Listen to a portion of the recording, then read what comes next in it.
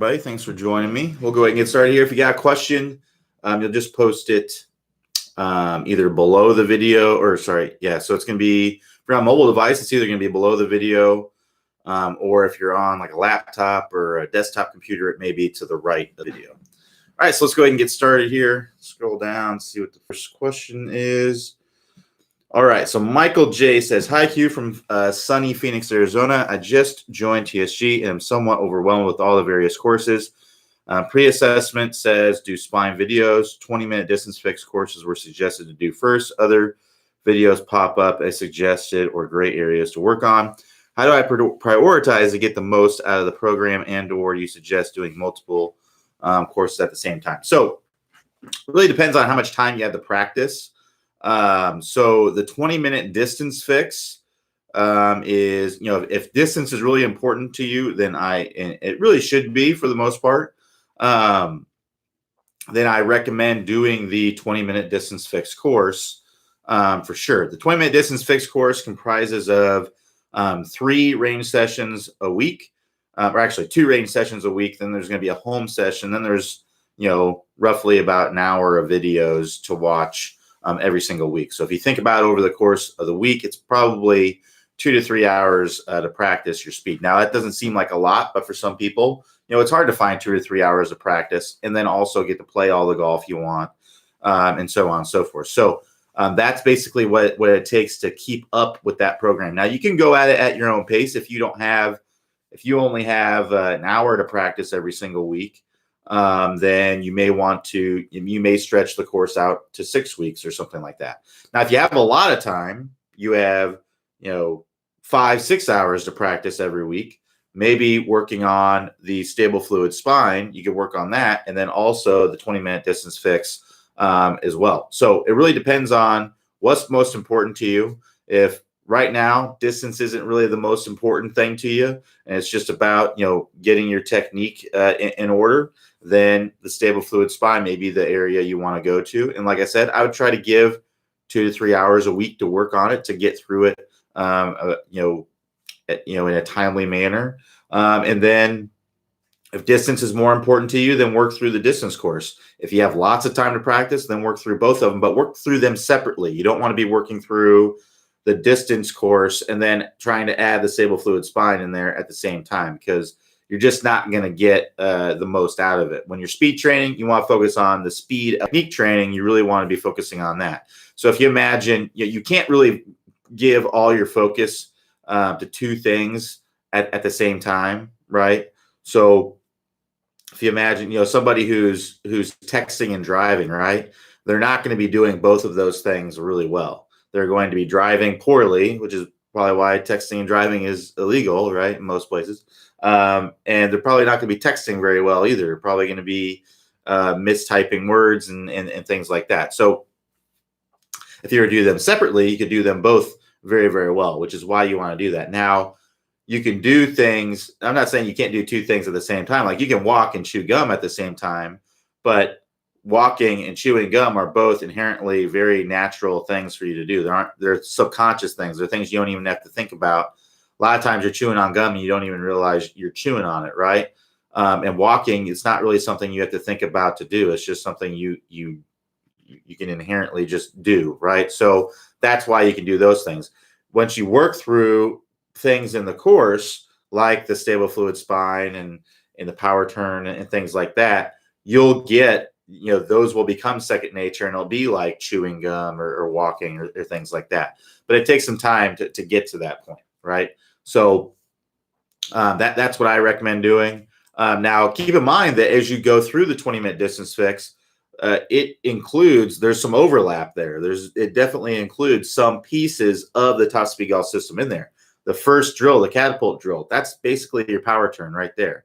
The boomerang drill, that's lag right there. So that's one of the other pieces of the top speed golf system.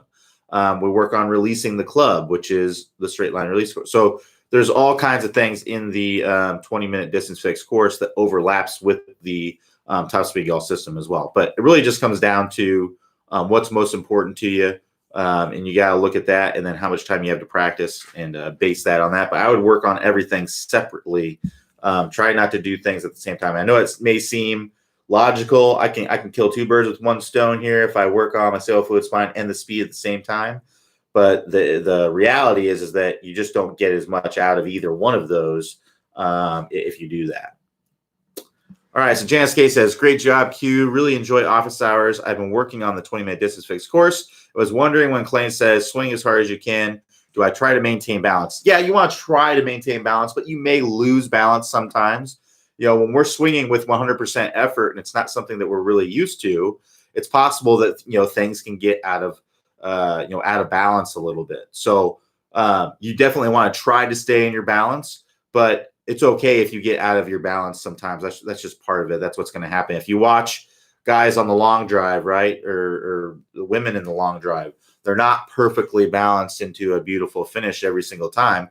They're giving 100% effort on those shots, and sometimes they're a little off balance in their shots. So that's fine that if it happens, but just try to stay in balance the best that you can.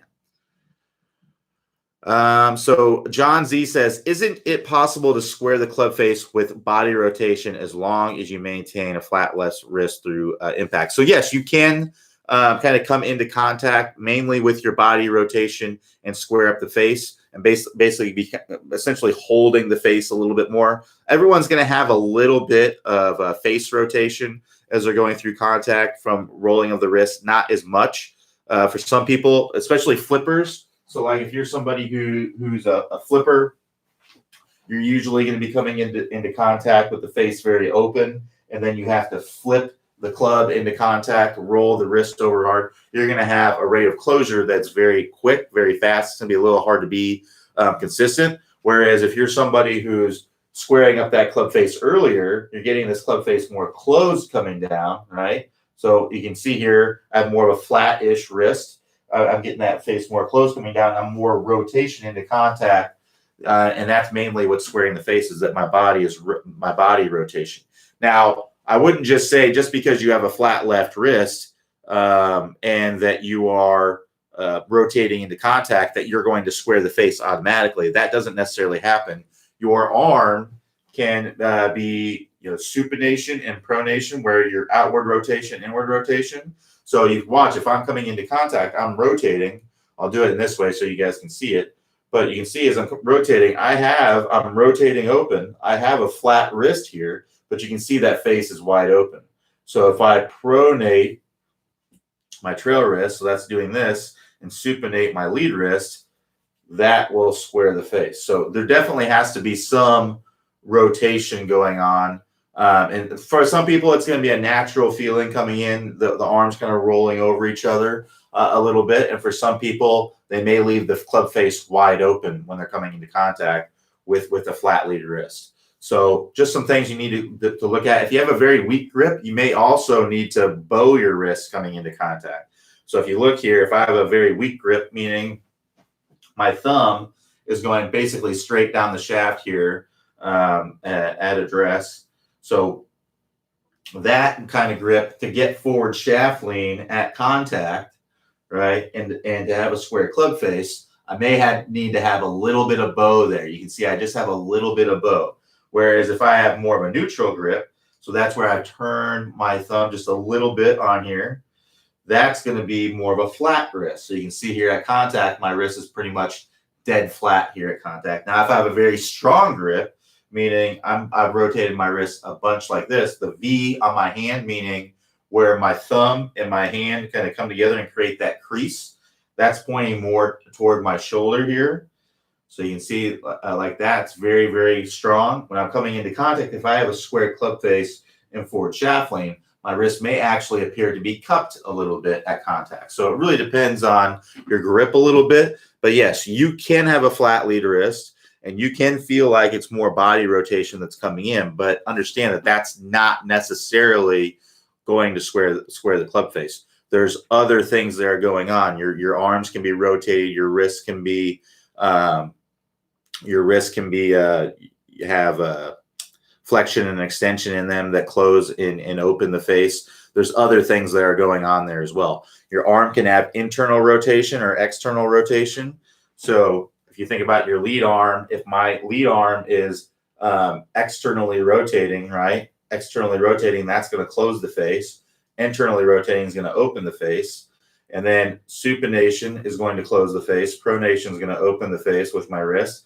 And then flexion is going to close the face.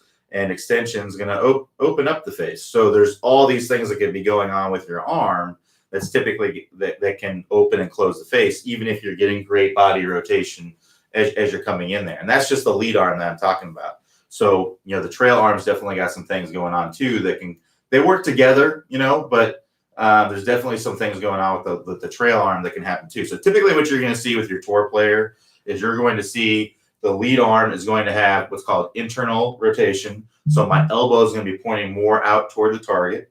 And then my arm here is now, so because you see, if I go from a neutral kind of position right here, and then I internally rotate my elbow, it's pointing more out toward the target. And then if I'm like this, you can see my face is wide open. So now I need to supinate my arm a little bit. So that's the wrist turning. So you see my elbow is still pointing out here, but then I need to supinate my wrist. My forearms are rolling over each other. That's now closing the face, right? And then depending on my grip, I may need to have a little bit of flexion or extension with my wrist to have that face to be square at contact. So I know that's kind of getting out into the weeds a little bit. Yes, you can square the face with body rotation, but there's also things that you can be going on with your arms and things like that can open and close the face. It's not going to be automatic necessarily. So if you're having trouble with that, you're getting that body rotation. I guess the point I'm trying to make, if you're getting that good body rotation, you have that nice flat lead wrist, and the face is still closed, you may have too much supination or flexion in that wrist, right? So you may need to feel like you don't have as much of that. You may need to feel like your wrist is more pronating as you're coming into contact. And if the face is still open, you may need to feel like you have some supination in that wrist, or maybe some flexion in that wrist to square up the face. All right. So Andrew S. says, "Hi Q, I have been struggling with a big hook on my bad shots. I have a stable fluids 5, power turn, and compression line down pretty well. I think my issue with the hook is I have no shaft lean at impact, so the club face gets a little out of control. I've been trying to get my hands further forward at impact by forcing them a little further forward. Is this a bad idea to kind of force this?" So you can't really force your hands forward, especially if your body is not opening up. So if your body is not opening up, then you're going to have an issue there. First of all, what we want to understand is what causes a hook. And purely what causes a hook is the face being closed to the path and or a toe strike. All right. So what I mean by the face being closed to the path is the direction the club face is pointing being closed to the direction the club head is moving. So I don't know where the ball is starting for you, but if that ball is starting relatively straight, that means that your face is pretty square at contact. And if it's hooking to the left after that, assuming that you're right-handed, if it's hooking to the left after that, that means that your path is too much into out, right? So too much into out that way. So that may be what's going on there. And odds are your impact stable fluids, if you're not opening up your body, odds are your impact stable fluid spine is actually not where it needs to be, because it's very, very difficult to get into a 20 to 25 degree angled away position if your body is not opening up. So if you imagine, if I'm coming into contact, I can't, unless I'm really sliding, and in that case, your compression line would be off, right? Unless I'm really sliding, it's hard for me to get into a 20, 25 degree angled away. So if you see here, if I'm opening up my body, now you can see I'm more in that 20 to 25 degree angled away position. Whereas if I'm like this, I think the reality of your spine angle is probably more in the 12 degree range, maybe. So that's probably what's going on there. So in order to get the hips to be open, you need to have what's called side bend, and to get to that spine angle coming into contact. So if you imagine, if you're coming into contact and you have side bend, right? So that's basically where I just stand like this and go like that. that side bend. I'm crunching into my side. So when I'm coming into contact, I have what's called side bend right here when I'm coming into contact, and that's where my spine is basically curving like that. And that's what allows me to get into that angled away position when you're coming into contact and to have my body opened up. And then the hands will be more ahead of impact. Now, they're not going to be ahead of your body. You can't get your hands ahead of your body. You just can't do it. You may be able to do it at really slow speeds, like right here. Like I can go at a really slow speed and go like that and force my hands in front.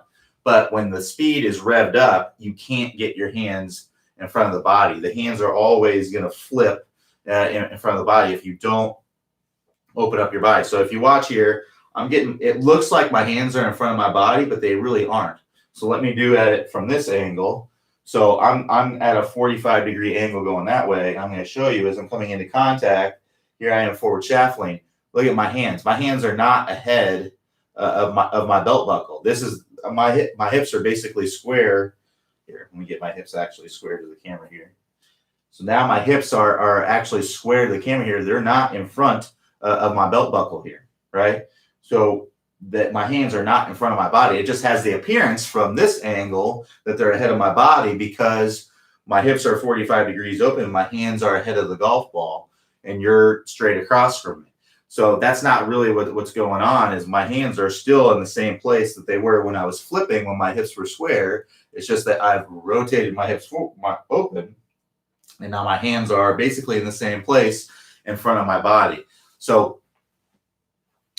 you want to work on your stable fluid spine at the last piece to get the body opening up into contact. Otherwise, it's going to be difficult for you to get those hands to be forward. Now, there could be a lot of things that are going on in your swing that are causing you to hook, or they're not allowing you to get forward shaft lean. You could be coming down steep. You could be, not rotating open and kind of doing what we call a goat hump, where you're thrusting your hips toward the golf ball, and that's making the club come from the inside. There's all kinds of things that be going on. It's hard for me to say without seeing your swing, but I would say to fix the hook right now, I would recommend going to our Never Hook Again course and work through there. And one of the drills in the Never Hook Again course is a side bend drill.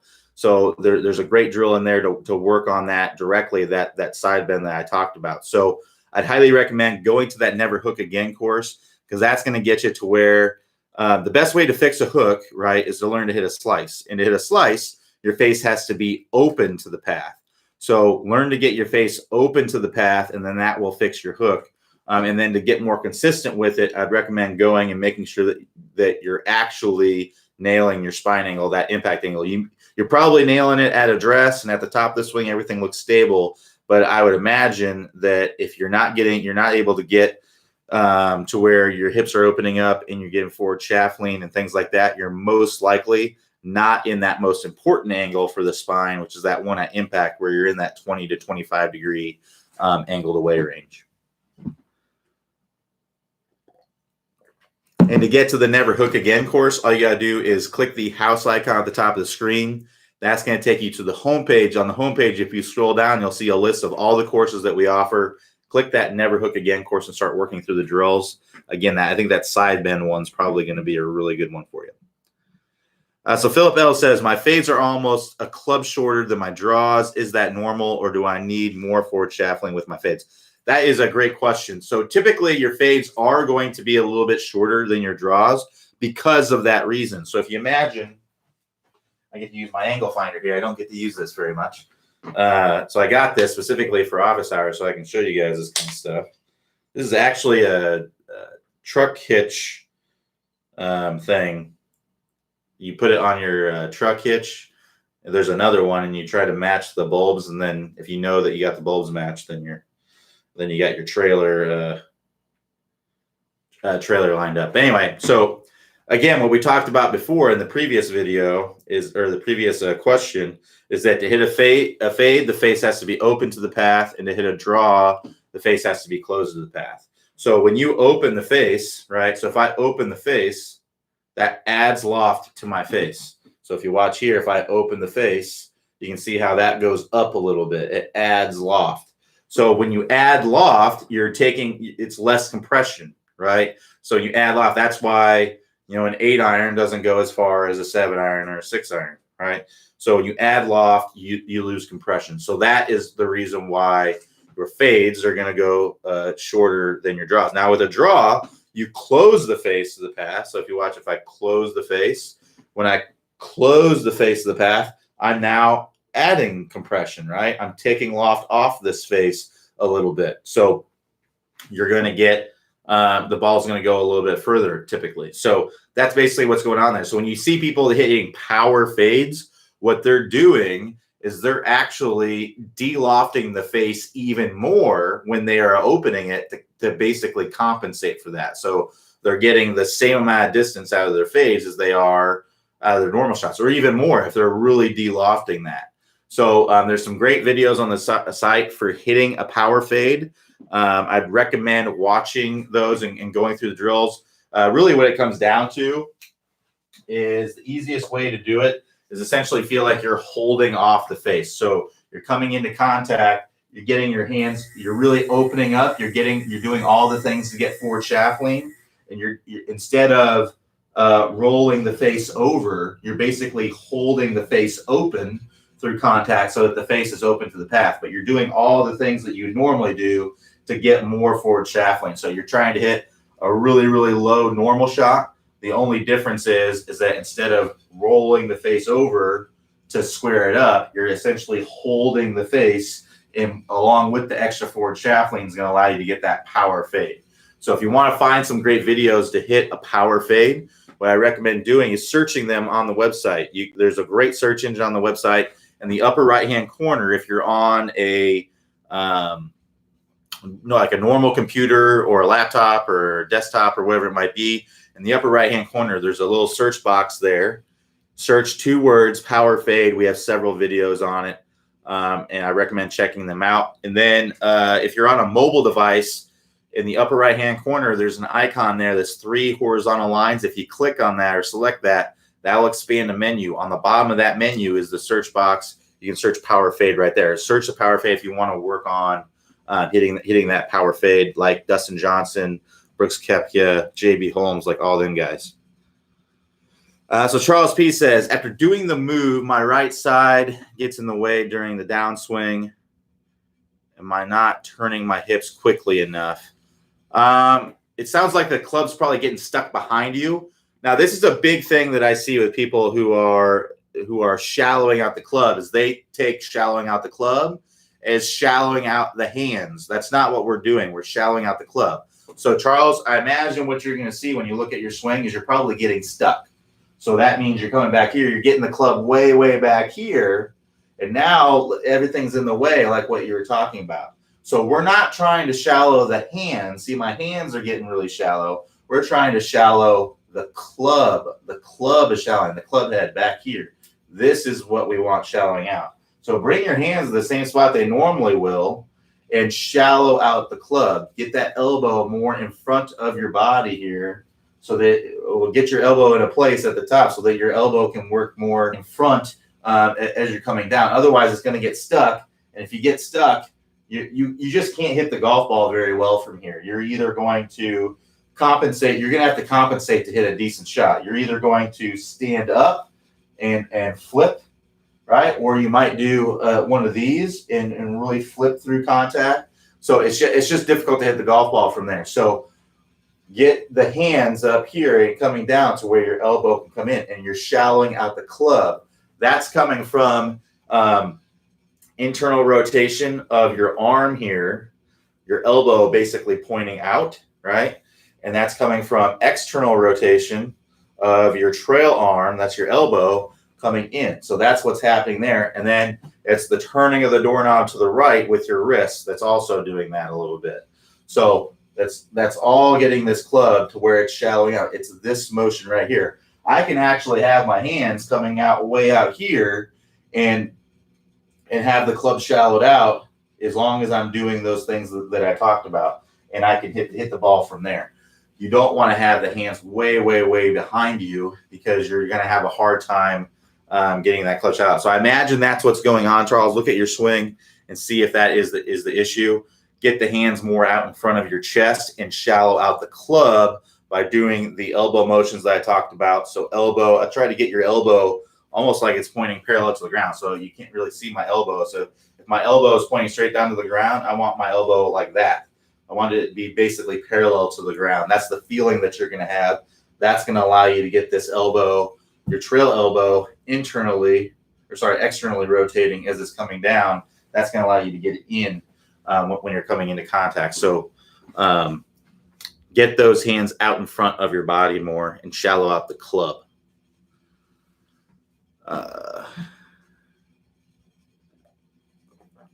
So Richard H says, here's a good one. My body is staying down and rotating open through the strike, but my arms are coming up too fast, resulting in a thin shot about 75% of the time. Thank you. So your arms are coming up too fast. It's hard for me to say without seeing your swing, Richard, exactly what's going on. So your body is staying down and rotating. So you're T-Rexing your arms. So you're staying down and rotating, but you're going like this. Is that what you're saying? So if that's the case, what I would try to feel like is that you're trying to get this heel of the club on the ground first. Because what's happening is you're not getting your hands low. Maybe you're moving your body correctly, but your hands are wanting to go like this through contact, because maybe that's just what you're comfortable with. Maybe that's what you did before, and now you're just doing it even more through contact because that's what you know how to do. So what I would try to do is feel like one, that you are getting this heel to come on the ground and hit the ground first. Because in order to do that, where do my hands have to be? My hands have to be low, right? So if I angle this down, if I'm coming in and my toe is hitting the ground first, right? I have to be kind of standing up and getting my hands high to make that happen. Whereas if I'm coming in and I'm getting this heel on the ground first, right? I have to be getting my hands really, really low to make that happen. So I'd be really trying to visualize coming down and getting that heel of the club hitting the ground first. The other thing that may be happening is the way that you're coming into contact with your hands. You're rotating, you're coming in, but you're wanting to do this with your hands. So maybe because that's just the way that you're used to squaring up the face. So you need to work on getting the emblem of your glove pointing down and driving through the ball, and your trail hand feel like you're petting the grass as you're coming through. So you may want to work on the pet the grass drill from the straight line release course, where you're coming in and that trail wrist is more in a bent back position as you're coming into contact. That lead wrist is more in, like I said, emblem pointing down to the ground, coming through contact like you're petting the grass here. So that it's an exaggeration. I mean, that's not really what's going on. Typically, you're going to have a fairly flat lead wrist to a slightly bent back trail wrist. But if we really exaggerate those things, it makes it a lot easier. You know, an inch of exaggeration can get you 1 inch, in a mile of exaggeration can get you 1 inch of movement. That's kind of what you're looking for here, right? So really, really exaggerate that, get that heel coming on the ground, and that's going to allow you to get into that better position. You can always, I challenge you to actually try to get the club in that kind of position coming into contact. I challenge you to do that, because if you actually are capable of doing that, then that's great. All you have to do at that point is ease off of that a little bit. And the good part about it is that if you actually get to the point to where you have too much forward shaft lean, now you have that shot in your bag. You have that Tiger Woods stinger in your bag. And I tell you what, here's this is my favorite thing to do. My favorite things to do are, 1, hit long drives, long straight drives. 2, once I've hit a really long drive, hit a wedge in there that just hits one stop, tons of spin, just a little low finesse wedge, lots of spin. That's my second favorite thing to do. And then my third favorite thing to do is to hit stingers with the irons. Hit really low stingers. That's my third favorite thing to do. There's nothing more fun than to hit low lasers with your irons, I'm telling you. So once you get to where you are you have actually too much, and I challenge you to do that, then all you have to do is ease off of it to get more of that stock ball flight that you want. But then you always know, okay, I know how to get that low stinger shot when I want it. If you're ever into the wind or something like that, and you want to keep it underneath the wind, or you want to run the ball up there, maybe you're in trouble, you're in the trees or something like that, and you got to hit a low one out of there. Otherwise, you may have to chip out. But if you can advance the ball up there a little bit, this is especially great on par fives. I tell you what, the way I play par fives, I'm almost always trying to go for par fives and 2. So my drive, I try to get it out there as much as I can. Sometimes it can get away from me, and when it does, I might be in the trees. But if I just have to chip out, man, it's going to be tough for me to get on the green in 3, let alone 2. But if I have a low stinger in my bag, then a lot of times I can advance it up there far enough to where I still have a wedge into the green, and I can have a decent chance of making birdie. So that's if you have that kind of shot in your bag, it's really, really nice to have. So I challenge you to go out there and work on that and try to get to where you're actually exaggerated so much that you get way too much, because you're not going to damage your swing by getting too much forward shaft lean. All you have to do is just ease off of it a little bit to get to where you want to be. It's not like when you get to where you're getting forward shaft lean, you're stuck with it forever. You have to have all that forward shaft lean. No, that's not the way that it works, right? I bet you right now you could probably hit the ball a little bit higher than what you normally do, right? You can maybe flip it a little bit. Try to basically hit a flop shot, right? You have control of that. So it's just a matter of easing off of it a little bit to get to where you want to be. So don't be afraid to actually get too much. It's basically not going to hurt you at all to be able to do that. And it's going to actually be really beneficial for you, because now you're going to have that nice low stinger in your bag if you're able to pull it off.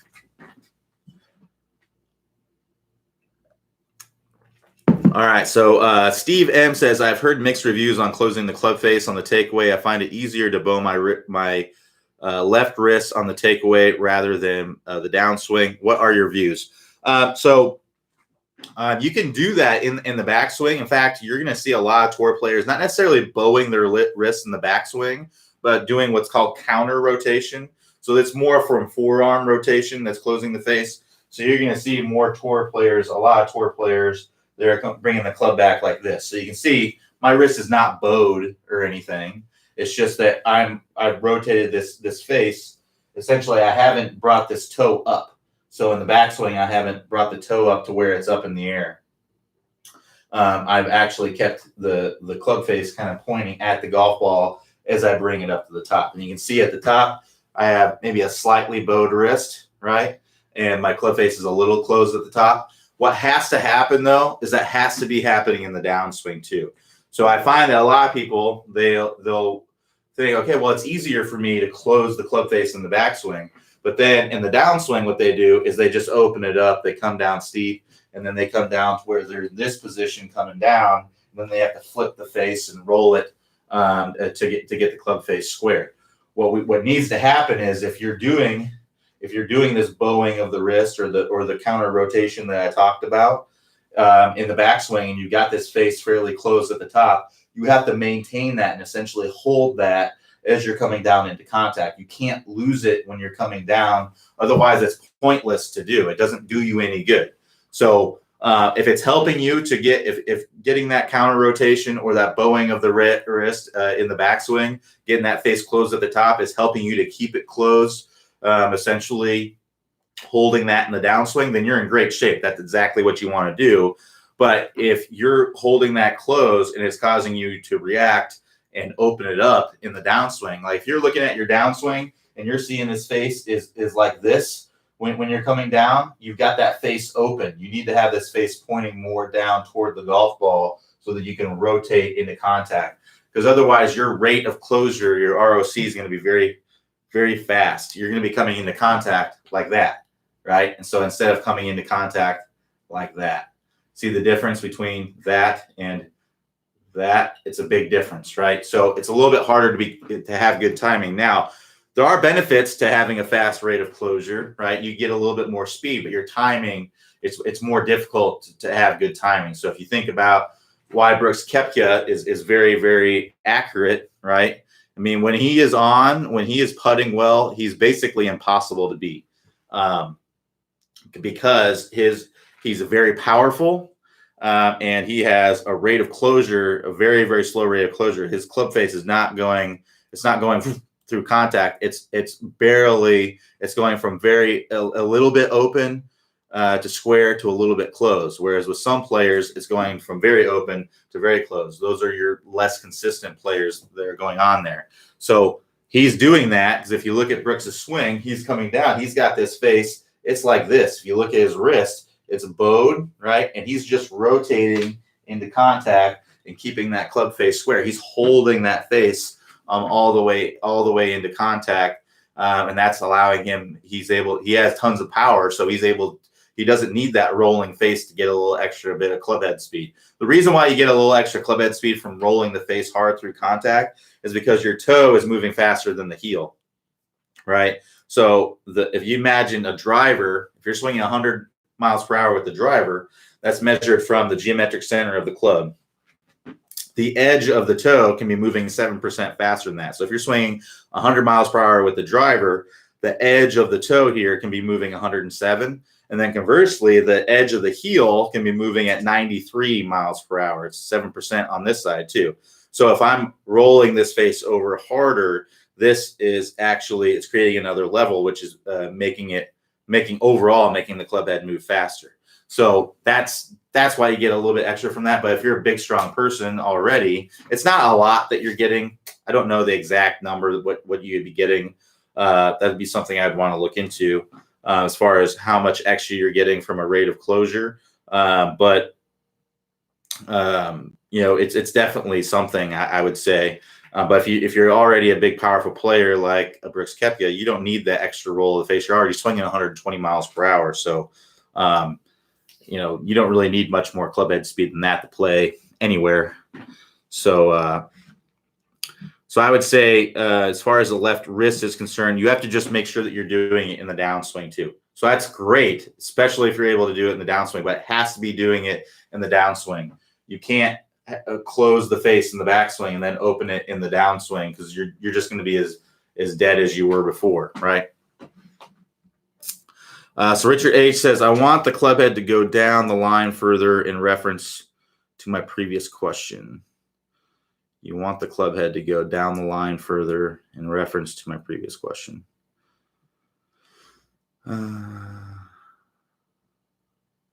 Yeah, I would just have to see your swing, Richard. I don't really know what's going on, buddy. Sorry, I just need to see your swing to know exactly what's going on to be able to help you. If you'd like me to look at your swing, I do offer unlimited swing reviews. I don't know if I have any spots available right now. You'll have to go check. But if you click the Get a Review button at the top of the screen there, you can go to my swing review page, and you can scroll down and you can click Join the Waiting List if I don't have spots available. If you see a spot, go ahead and grab it because I don't always have spots available. But if you don't see a spot, join that waiting list. What happens when you join the waiting list is you're put on a list of emails of people that get emailed first whenever I open up spots. And typically I sell out to those people. So if you don't join the waiting list, then there's a good chance that you may never know if I open up spots or not. So be sure to do that so that way you can be notified.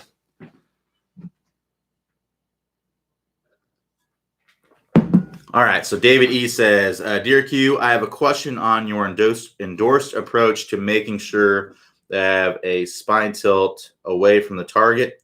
It is easier and more consistent to think about lowering my trail shoulder by 4 inches to initiate the downswing, or should I think about replacing my lead shoulder location on the end of my back swing on the trail shoulder on the downswing? Really, everyone's feels are a little bit different. So whichever one's giving you the best results, like that feeling may not work for me, but it may work great for you. Everyone's feelings are different. So there's no way for me to know which one's the best for you. But I would just you got to look at what the end result is, right? What's the end result? Is that allowing you to get a good shoulder turn? Is that allowing you to stay in the positions that we talk about in the Top Speed Golf system, right? So if it is, and that's a great feeling for you, stick with that.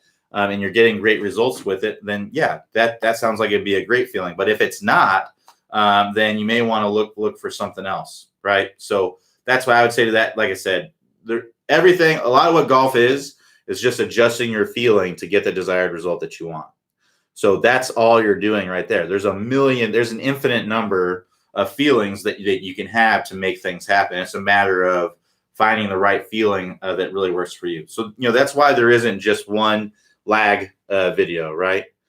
If there was one feeling or one thing that made everyone get lag, then there would just be one, the lag course would just be one video. There'd be no lag vault. There'd be none of that. There'd just be one video that got everybody lag and we'd be good to go. But the problem is that that's not the way it works. One lag drill may work great for somebody and terrible for somebody else. And just like a spine angle drill, one spine angle drill may work great for someone else. The feeling of it may work great, but then may not work great for somebody else. So it's a matter of finding that right feeling that works for you. So if you find something that actually helps you and gets you to be in a better position at impact, then stick with that. You're on the right track. But if it's not getting you in the right position, you're not getting good results from it, then you probably need to try to find another feeling. And we have a lot of videos on the website that can help you to get that feeling. So keep your questions coming here. So Keith S says, good morning. I've been pushing with my right arm forever. What is the best way to ingrain a feeling of pulling with the left arm, if that is the proper way?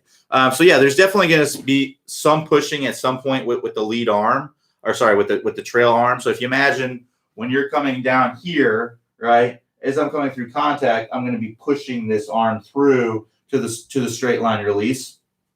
But down to here, it's going to be more of my lead arm pulling that club into impact. So there's all kinds of reasons why you may have trouble with it. Spine angle could be one.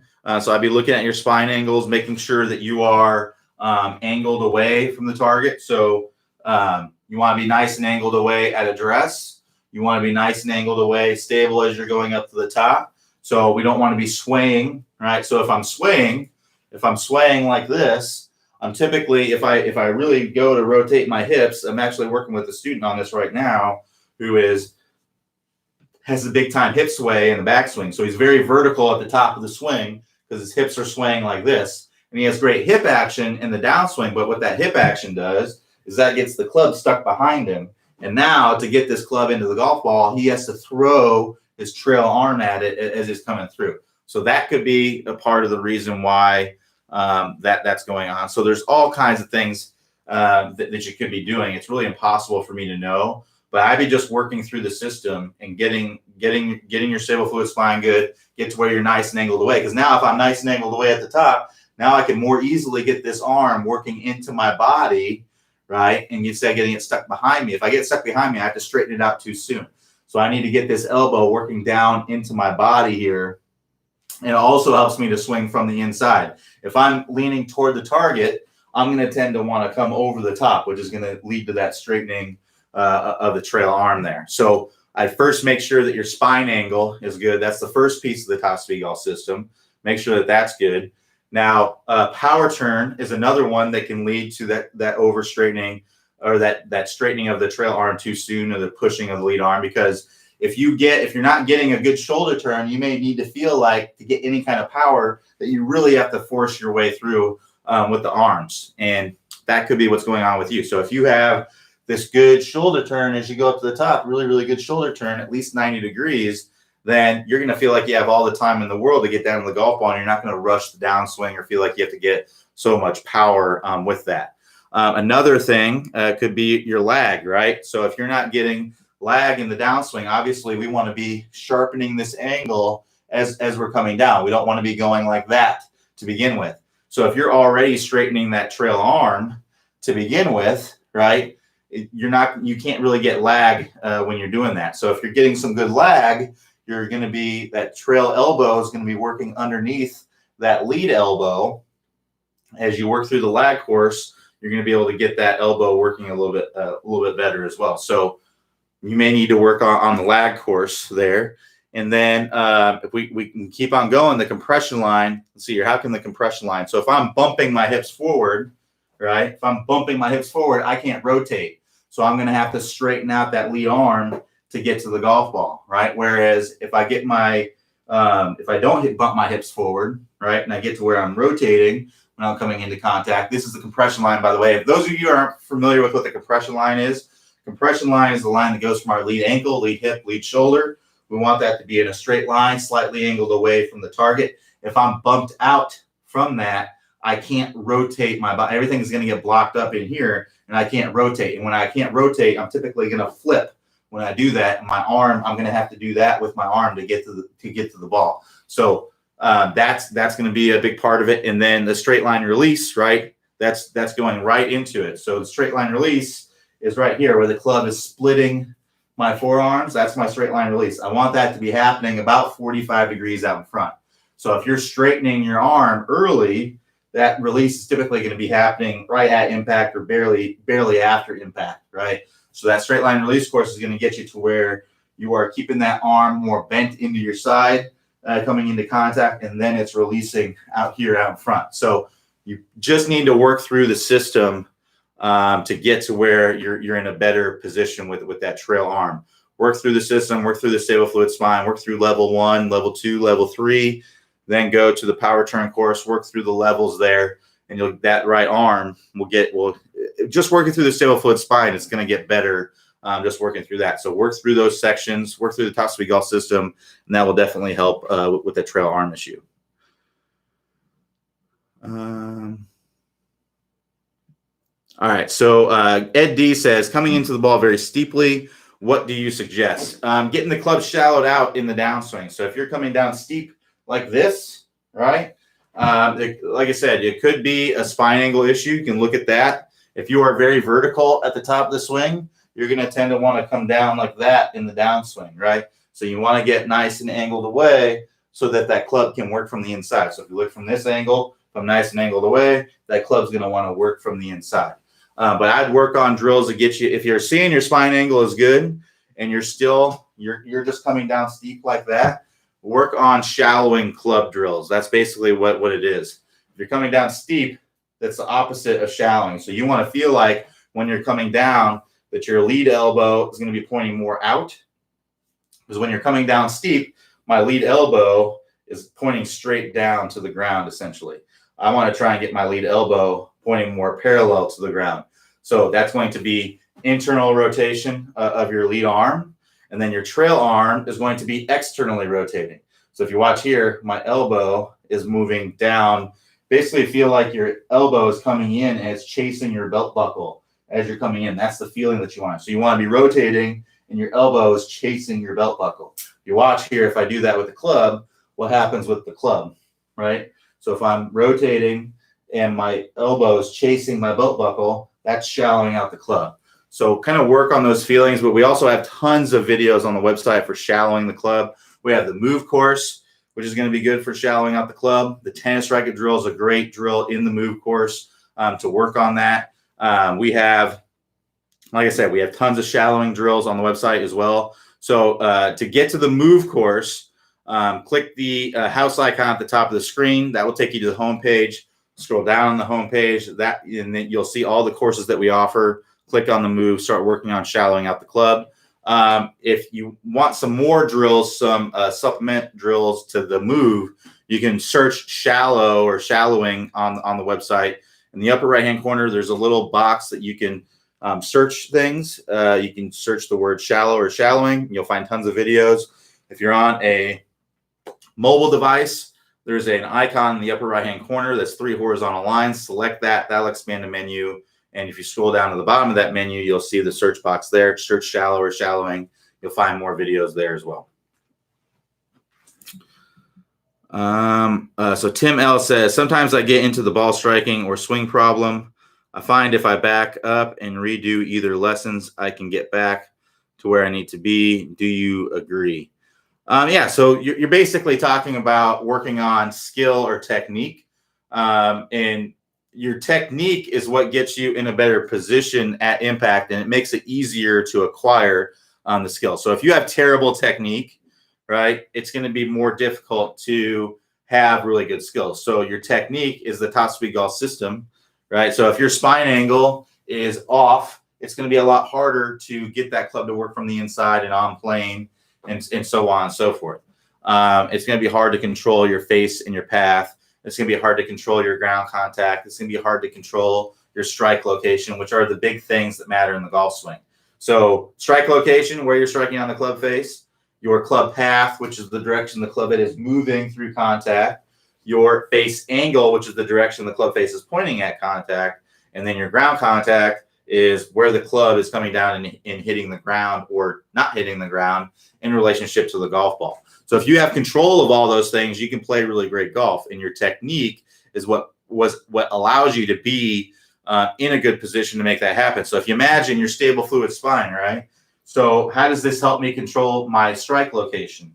If I'm moving around all over the place, it's going up to the top of the swing and then going into contact. If I'm not staying stable with my spine and my eyes are moving everywhere, up and down to the side way too much, it's just going to be really difficult for me to have the coordination to get that ball in the center of the face. Now, if you have superior hand-eye coordination, your skill level is going to be easier. But if you don't, your technique needs to be better to basically compensate for that. So we need to have a nice stable fluid spine so that I'm staying stable as I go up to the top and I'm able to control that face as I'm coming into contact. How it helps you to control your face angle, right? So that's the direction that the club face is pointing. If I'm too vertical, typically what I'm going to do is I'm going to stand up. I'm going to release the early. When you release the club early, the face goes from open to close very quickly. Your timing has to be dead on. Your skill has to be dead on in order to control that face, right? So if that face is going from open to close very quickly, it's going to be hard to time that. Whereas if you're getting your spine angle correct and you're opening up as you're coming into contact, your rate of closure of the club face is going to be less, and it's going to be a lot easier to control. Path, right? How does spine angle help you to control your path? Well, if I'm angled toward the target, I'm typically going to want my path to be too much over the top, right? It's just harder to get this path to work from the inside. And if you do, it's going to come from going like this and flipping. And we just talked about flipping and rolling, how that's going to make it difficult to control your face angle. You're just going to hit the ball all over the place if your spine isn't stable. Whereas if I'm nice and angled away at the top, now it's easier for me to get this club to work down on plane or slightly from the inside and rotate into impact and have that slow rate of closure. The other thing is your spine angle. This is really the foundation of everything. Is the stable fluid spine course. But how is the spine angle going to help me to control my ground contact, right? So if I'm doing those other things that I talked about, and I'm flipping, I'm typically going to be coming into contact very, very shallow, very, very shallow. I'm going to have a hard time taking a divot, right? So if you're not taking a divot and you're just kind of sweeping the turf, it's very difficult to be consistent because your best strikes are typically going to be low on the face, and that's going to be thin, and you're going to have a lot of spin on those shots, and those can be hard to control, especially with any kind of wind. Or if you don't hit it, really well, if your face and path are very much off and you have a lot of spin on the ball, there's going to be more curvature on those shots as well. Basically, the only way, if you're really releasing the club early, the only way for you to hit it solid is if the ball is sitting up on the grass, like it's just a perfect lie, like a juicy sitting up, like it's on a tee lie. So that way you can get that strike a little bit higher in the face, and then you can just launch that ball. So that's when you can get those shots. But even then, if it goes so high, if you're playing in the wind, man, it's tough. So if you get to where you're releasing the club properly, getting that release out in front, you got to have that spine angle being correct in the swing. The other thing is if I'm leaning toward the target at the top, right, that's going to cause a reaction typically in the downswing to want to fall away in the downswing. And when I fall away, that's going to move my low point. My club comes down, it reaches a low point, and that moves back up. That's going to move my low point most likely to be before the ball. And now we're looking at chunks. We're looking at tops and thins at best when you do that. So spine angle is really, really important. So if you're having trouble with your ball striking, I'd be really looking at your stable fluid spine and making sure that you're nailing all the pieces. So number one, we want to be nice and angled away at address, about 6 to 8 degrees. We want us to be stable as we're going up to the top. So if you look at the overall angle of my torso here, I'm about 6 to 8 degrees here at address. When I go up to the top, I want to be within my trunk where it was at address, and I want to be, again, 6 to 8 degrees angled away. And then when I come down into the golf ball, I want to get more angled away, and that comes from opening up my body and having this spine tilt here, or this lateral bend, this side bend. So if you look at me as I'm coming into contact, I have this side bend. Basically, my shoulders are getting more vertical, more perpendicular to the ground, and that's allowing me to come into contact with a square club face and release that club out in front. So if you look at it from this angle, you can see I'm more in this 20 to 25 degree range coming into contact, and that's going to put you in the best position to be able to have really good skill. Your skill level doesn't need to be as high. Now, if you're nailing the spine and you put the skill level on top of that, now you're talking, that's pro. That's what the pros are doing, right? So you got to make sure that if your spine angle is good, everything else is just going to fall into place more easily. So that's what I'd be looking at. If you're going back and forth between those, then most likely it's your spine angle that's getting a little bit off, and you want to make sure that you're working through level 1, level 2, level 3, getting that fully ingrained, so that you're going to be in a much better position and much easier to maintain that skill level when you do that as well. All right. So Ed D says, hi Q, sorry, typing error was supposed to be, love the video you did with Clay on the axe move while opening up. However, when I tried it, I came into the ball very steep and not seem to shallow my angle of attack. Suggestions. So like I said, you're probably not shallowing out the club. You're probably just chopping down into the golf ball. So get the club shallowed out and rotate. If you're like this and you're just chopping down into the golf ball, you're going to be steep, right? So you need to get this club shallowing out and then feel that chopping down motion into the golf ball. We need to get that club shallowed out. So like I said, I'd work through the shallowing stuff that I talked about. So Tim L says, follow up to my question, changing a golf swing can be very frustrating. Yes, it absolutely can. It's not for everybody. Not everyone. Changing what you inherently do is very difficult to do, and it's not for everyone. Some people are better off. If you're just like a weekend golfer, you probably don't. Unless part of your technique is way off, it's not going to be necessarily the best thing for you to work on fixing your technique. You're probably better off working on speed, getting more speed and just trying to hit the ball as far as you can. That's probably a better situation for a lot of people because it's a lot easier to do. There's definitely some technique change going on there, but it's a lot easier technique change. Really what you're doing is you're creating more space and time. It's a backswing change. So that's really the easiest thing to do, is to get a bigger shoulder turn, getting the hands higher and swinging with more effort. That's really the easiest thing to do to improve your game, because you're going to hit the ball a lot further. I tell you what, changing your technique is not for everybody. There's a reason why we say, 1,000 reps, 3,000 reps, is because that's what it takes to make it second nature. Imagine how long it took you to get good at anything, right? To get good at typing, for example, right? You didn't just start typing suddenly, 70 words a minute. Like, you were pointing and pecking and looking at all the letters. You had no idea what was going on at first. You had to build the neural pathways along the way. And changing your golf swing from what you're inherently doing already is actually more difficult than that. That's like learning how to type and then turning the keyboard upside down, and then you have to learn to type like that. You're going to be pushing the wrong letters because you've already learned a way to do it, and now you have to change that way to do it. Whereas when you're learning how to type, you most likely didn't have a way that you did it already because you never typed before, right? So that's what it comes down to. Is it takes some time. It's not for everybody, but if you want to be good, that's what you have to do, right? You have to be nailing the Top Speed Golf system if you want to be good. If you actually want to be really good. If not, not to say you can't play great golf if you're not nailing every piece of the Top Speed Golf system. I'm just saying you're always, if you look at tour players, there's none of them that aren't doing it. So if you want to be really good, you have to be doing that. You can be a scratch golfer without the top speed golf system, without doing every single piece, but you've got to be doing pretty much all of them, and to a reasonable level. Like maybe you're not releasing this club 45 degrees out in front. Maybe it's more like 30 degrees out in front, or maybe your lag isn't, you're not casting the club, but maybe you're just kind of not getting a lot of lag.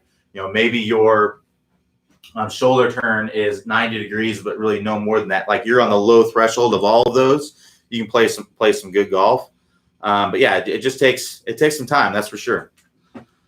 So Ed D's asked a lot of questions. So we'll take one more from someone who hasn't asked a question here. So David asked one.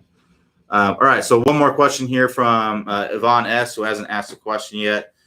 So Yvonne S says, please recommend a drill to learn to maintain spine angle. That's going to be the Stable Fluid Spine course, working through all the drills in the Stable Fluid Spine course. That's what you want to work on. So to get to the Stable Fluid Spine course, all you got to do is click the house icon at the top of the page. That will take you to the homepage. If you scroll down the homepage, you'll see a list of all the courses on the website. Near the top there is going to be the Stable Fluid Spine. You can also click the instruction tab at the top of the screen, and then click Top Speed Golf System, and then click the Stable Fluid Spine course there. But just work through the drills: level 1, level 2, level 3. It's not just going to be one drill that's going to fix all your spine angle throughout the swing. It's a system that you have to work through. There's levels that you have to work through. So you got to get it right at address. That's basically going to be level 1. And then level 2 is going to be going up to the top of the swing. And then level 3 is going to be coming into impact, which is really the most important angle. So work through level 1, level 2, level 3. The reason why we want to do level 1 and level 2, you might be thinking, why wouldn't I just do level 3 since that's the most important one? The reason is that getting angled away at address makes it easier to be stable and be angled away at the top. And that makes it easier to get into that angle, that most important angle at impact. So make sure that you're working through level 1, level 2, level 3, and grain those, and you'll be in good shape there with the Stable Fluid Spine. Ed and David, sorry I wasn't able to get to your last couple questions today, but I want to answer a question from someone who hasn't asked already several today. So if you want to join me again tomorrow, I'll be here 9 a.m. Eastern time. I got to run. But thanks everybody for joining me today. Everybody have a good rest of your day. Stay safe and healthy out there, and I will talk to you next time.